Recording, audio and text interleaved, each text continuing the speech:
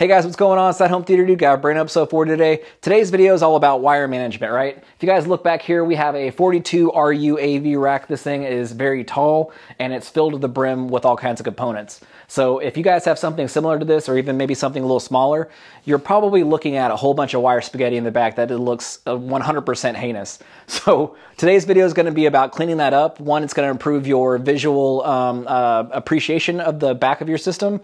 Also, what it's going to do is it's going to remove, unwanted interference and crosstalk between, cables of power and HDMIs and speaker cables and whatnot. So we're going to go ahead and get into it, and we'll do it right after the intro.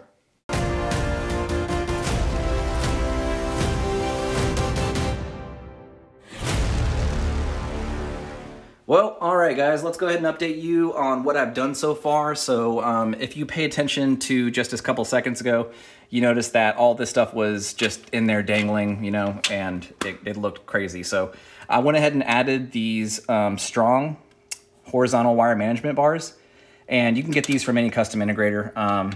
They get them from Snap AV, and I got these from Dream Media. So these definitely help out. The cool thing with these is you can plop your wires in there, and it doesn't matter if it's on the top or the bottom. You basically just cinch them in there, and it helps out, secure your lines, take the tension off things. Whoops. And that's the biggest thing for that, because look, the tension on these things is pretty significant, right? So this stuff dangles down, so it's putting tension on the components, and over time, it could wear out these connections. It could make them as solid as they should be. So you're likely to get a boost in performance, in the long term by having things nice and managed versus just dangling all nasty like this.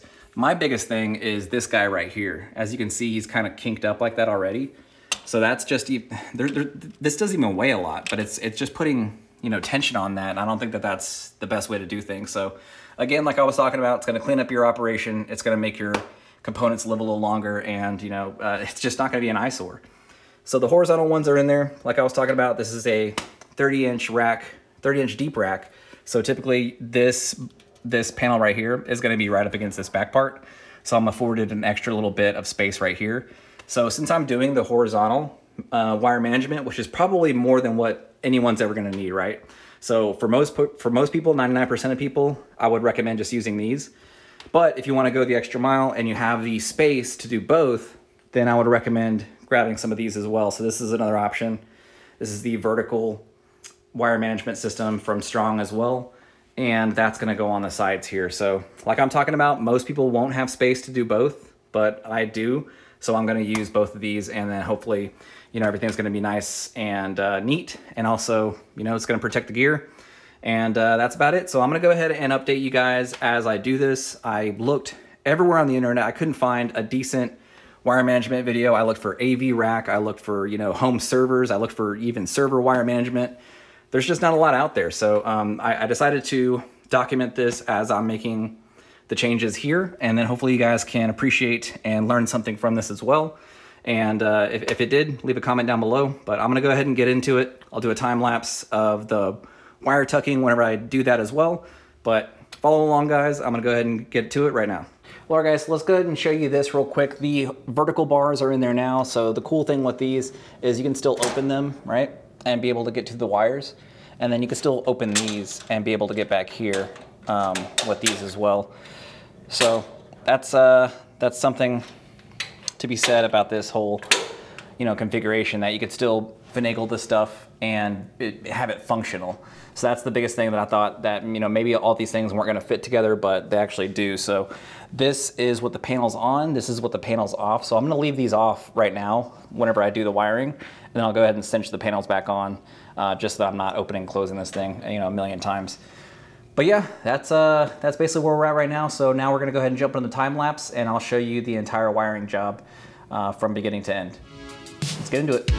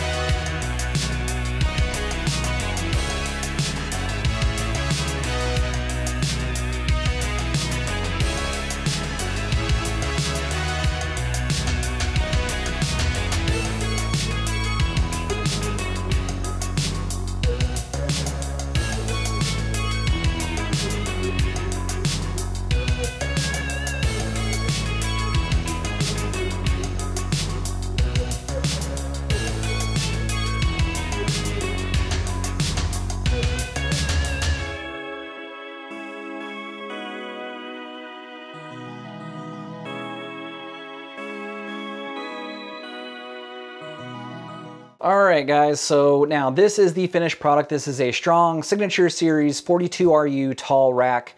This is a little bit different than your standard rack. This is 30 inches deep, right? So typically you're gonna have a 25-inch deep version, and this one's just a little deeper to afford the ability to shut your doors without, you know, hitting any of these connections down here. And I ran into that problem with my, you know, last rack. It was an 18 RU, and every single time I shut the door, it would really butt up against those connections, and I didn't want there to be any problems with that. So let me just show you real quick. So right here is the back of this rack, right? So whenever the door shuts, you know, you have tons of room back here. So with all that room, you didn't have that before. So this right here would typically be where the standard 25 or the standard 25-inch depth version would terminate. So whenever the door shuts, it touches these connections, right? So it pushes them in, and then it puts tension on these cabling. It may, you know, wear out the connection in between the cabling and the connector, and also over time the connector and your amplifier. So to, you know, get rid of the chance of you having to send your amplifier out for weeks and weeks and weeks, you know, you having to box it up, take it out of your rack, send it out, you know, be without your gear for that long, I decided, you know, just go ahead and get a deeper one so that I don't have to worry about it. So whenever the door shuts, you know, it's nowhere near the back of this thing. Another workaround, most people will I'm anticipating this comment right now. People can say, well, you can put a 90-degree connector in there, right? So it'll come out of here, and then it'll go straight, and then it'll go straight up from there. So you just basically plug this into that, and then you're ready to go. So I'm of a mind, if you're gonna spend, you know, all the money on going with balanced connections and, you know, nice cabling, you're probably not gonna allow there to be an Achilles heel in the system by some cheap connector that's gonna be at a 90-degree angle. You know, if you wanna sit there and refute it, fight me in the comments, but that's my ideas behind it. This is basically where we're at. So just to start this whole process, the idea is very simple. I tried filming it, but it just basically showed my back the entire time, and you guys really couldn't appreciate the, you know, small little things I was doing. So I figured just go ahead and keep working and then show you guys what I did after the fact. So this is basically where we're at. So let's just show you the idea behind it. The gear I used was a bunch of wire loom. So you can get this in a huge roll, and it's a double-sided, kind of like double-sided Velcro. So it sticks to itself. Highly recommend grabbing, you know, a long one of that, some scissors, and then you can cut it to length, and then, you know, use it for bundles and also cabling. So when you have light cables, these are Ethernet cables, bundle them together. I also have my speaker cables up here that are coming from, or to the speakers from the amplifiers, going out to the speakers. I use that on them as well. So wire loom, you're gonna want horizontal wire management bars and vertical management bars if you guys have this specific version. Otherwise, I probably wouldn't recommend even going with one of these unless you have like unless you like source like an IT rack, then this probably isn't, you know, a good idea for you. So for 95% of the people, this is what you're gonna be using. These are horizontal wire management bars. I wouldn't cheap out and get, you know, lace bars, horizontal lace bars like I've seen, you know, before. I still have some of those, but I use those to connect this to the frame. So more often than not, you're probably just gonna be using this, you know, on the back of your rack, and then it's just gonna screw in there like that. So horizontal, vertical management bars, wire loom, and double-sided Velcro tape. So if you see right here, you can't really pull this stuff up because I put some double-sided tape on there, old double-sided Velcro tape for all these ancillary equipments, so that I don't have to worry about them, you know, moving around or whatever. So let's go ahead and start at the top. So that's basically all the gear I used, and as well as a label maker and some labels, but that's basically it. So up here at the top, we have everything nice and loose. If you put, you know, you grab any of these things, there is a fair amount of slack on every single one of these connections, and that's really good because, like I was talking about at the beginning of the video, you don't want any dirty danglers. It's going to put too much tension on your gear. So that's basically the idea behind that. You go ahead and let's pop this off real quick. So what you can do is you basically use these bars, and you can even put more wire loom on this, but to bundle everything, shove it out to the side, and then you either have it go up top or out the side to go into these if you're going to be using that. If not, if you're not going to be using these, then just wire loom everything together, and then you should be fine in that regard. I probably recommend grabbing some of these horizontal lace bars just for that specific purpose. You can kind of use that as a truss to use the wire loom to make everything nice and neat. But you're going to shove everything out to the side, and then let's just go back into this real quick. On the left side, or one side, pick whichever side, I don't care, but have your signal path. So it's going to be all your speaker cables, your HDMI cables, balanced, unbalanced, and Ethernet cables. Have everything on one side. Everything else, all the power, triggers, whatever it is, put it on the other side. So everything in here is all power cables.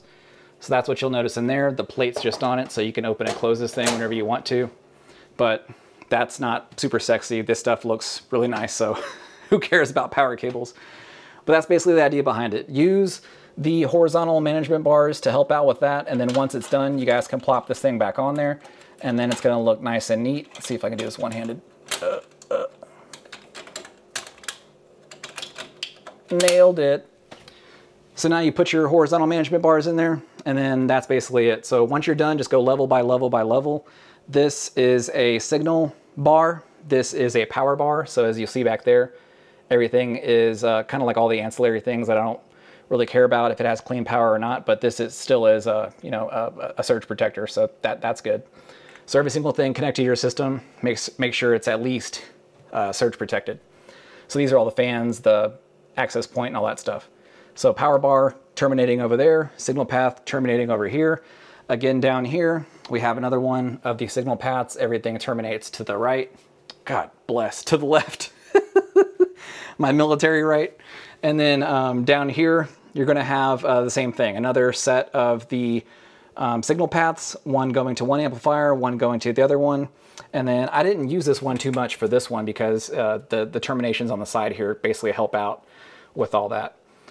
And then over here, we have the same thing. All these cables are going over to this side, and then these are my speaker cables going out back to the left. And then down here, we have another one of the power management bars. Everything's terminating to the right again. So again, guys, just tease these things out in between what's power and everything that's not. Go ahead and shove it over to one side so that these things aren't cross-talking to each other and whatnot. So use a whole bunch of wire loom, horizontal management bars, and you guys will be good to go. A couple other things, like I was talking about with the tape, that helps out as well. And also, if you're doing this, do some redundancy. Leave some extra connections in there, you know, just as your system grows, so that you can use them as well. This is supposed to be the gaming shelf, so that was the idea behind that. And that's basically it. I took the bars off of this side because basically they shut, you know, right in front. So it's just gonna be just like this side. But I wanted to show you guys the, you know, the work that went into this just real quick. It's not perfect. Obviously I could have, you know, wire tucked this a whole lot more and, you know, spent a lot more time with it, but I spent a fair amount of time with this, and I'm really happy with how it turned out. Let me just show you guys what it looks like with the panels on. Well, all right, guys, this is the finished product with everything on there nice and neat. So just real quick, I wanted to show some pro tips that I learned along the way. So if you're gonna start at the top and then go to one side and then work your way to the other. So in my instance, I started at the top and then I worked from the right and then I went all the way to the left. That'll help you bundle everything in light cables. As you can see, there's 1, 2, 3 different little bundles. So that helps you out as well. You can tease those out however you want to in this stack. And then whenever you're ready, go down below and then go ahead and start from the bottom up. So that makes the tracks of what you're gonna be doing in there, it groups everything that's like together in that regard so that it's nice and neat, and then it takes all the tension off of there. You know exactly how to put everything in there in rapid succession. But bury that cable with some wire loom, and then just put that one aside, and then just continue the process, do it over and over and over. And then whenever you're done with all the signal connections, then go to the speaker connections. Once you're done with the speaker connections, go to either the Ethernet or the HDMIs, then you're gonna be done. Just do it in parts, and then go from there. This legitimately, there are no secrets to this. Like, I can give you tips all day long, but it really just depends on your comfort level and how much time you want to spend with this stuff. If you guys have tried it and you hate it, just call up the pros and they'll be out to go ahead and wire up your system and make it look nice and professional. But that's basically it. You guys can buy all the fancy equipment, and you know, unless you take the time to do it yourself and, you know, the effort, you're not going to get anything out of it. So that's basically what it is. There's an underlying message to this video, and I just want to let you guys know that just go out there and create something, make something. It's going to make you feel good, get your neurons firing, and you know, just make those connections, man. Like, everyone's stuck at home right now, so you know, read a book, learn a different language, get into AV gear, whatever it is.